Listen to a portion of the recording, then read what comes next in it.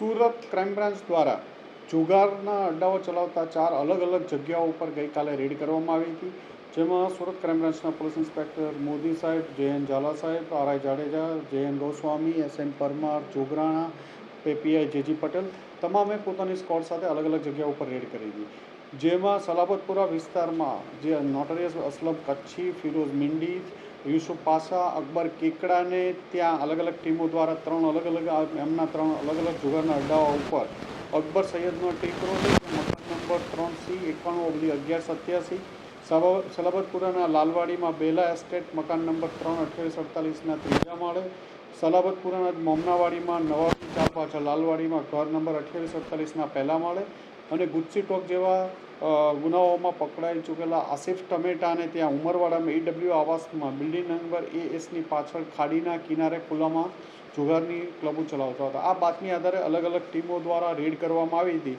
જેમાં અકબર સૈયદના ટેકરા મકાન number 3C આગળથી પીઆઈ મોદી સાહેબ, જે.એન. ઝાલા સાહેબ અને પીઆઈ આર.આઈ. જાડેજાની ટીમ દ્વારા રેડ કરતા ત્યાંથી રોકડા 1,24,000, મોબાઈલ અલગ અલગ 22 મોબાઈલો, 2,13,000ના મોબાઈલો, 25 માણસોની ધરપકડ કરવામાં આવી હતી અને જુગારની જે ક્લબ ચલાવવાવાળા છે અસલમ કચ્છી, ફિરોઝ મિંડી, યુસુફ પાસા અને અકબર કેકડાને વોન્ટેડ બતાવવામાં આવ્યા હતા. આમની જ બીજી ક્લબ અન્ય એક જે સલાબતપુરા લાલવાડીમાં ચાલતી હતી, ત્યાં પીઆઈ વાળા અને એમની ટીમ દ્વારા રેડ કરતા ત્યાંથી 74,570 રોકડ, 2,80,500ના 16 મોબાઈલો અને એક વ્હીકલ કબજે લેવામાં આવ્યું હતું, જેમાં 12 લોકોની ધરપકડ કરવામાં આવી છે, 7ને વોન્ટેડ બતાવવામાં આવ્યા. ત્રીજી રેડ છે સલાબતપુરાના મોમનાવાડીમાં કરવામાં આવી હતી, એમાં 2,11,000નો મુદ્દામાલ, 2,08,000 કેશ મળ્યા હતા અને 2,08,000ના મોબાઈલો, 12,85,000નો મુદ્દામાલ અને 28 આરોપીની ધરપકડ કરવામાં આવી હતી.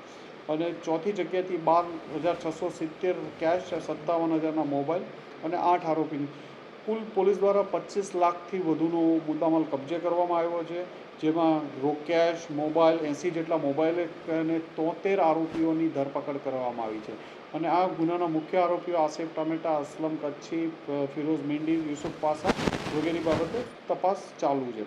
આ લોકો પૈસા ઉપરાંત પૈસા તો મળ્યા, એમની પાસે ઉપરાંત અલગ અલગ કિંમતના કોઈન પણ મળી આવ્યા છે કે જે કેશ ના મળે જગ્યા ઉપર, એના બદલે કોઈનથી ચલાવતા હતા ક્લબ, તે કોઈન પણ ઘણા બધા કબજે કરવામાં અલગ અલગ જગ્યાએથી કરવામાં આવ્યા છે.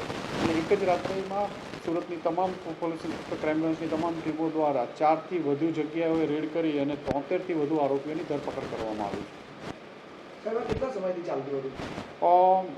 છેલ્લા 5-7 દિવસથી અમે વોચ રાખતા હતા. અત્યારે ઇન્વેસ્ટિગેશન ચાલુ છે, એટલે કેટલા દિવસથી આ લોકો કરે છે એ વેરીફાઈ કરીએ છીએ, પણ છેલ્લા 4-5 દિવસથી અમે વેરીફાઈ કરતા હતા.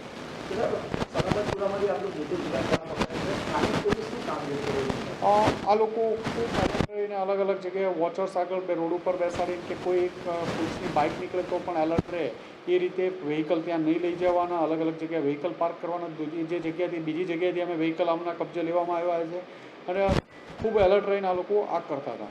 મુખ્ય આરોપી